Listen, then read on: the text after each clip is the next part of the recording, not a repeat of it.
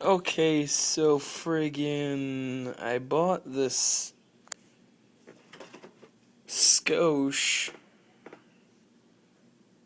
window mount thing for my iPhone. Please excuse my coughing, I've got a little cold.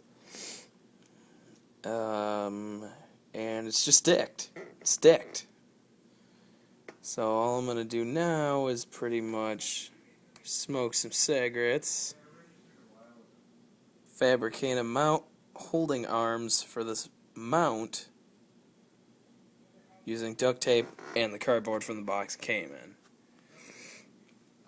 So, yeah, I don't know, I'm too cheap. I don't want to go back to Walmart and return it and then get the right one and go through all that bullshit. But maybe I will. Who knows? So, I'm gonna go do that right now, and I'll probably post another video with an update. Alright, catch you later, guys.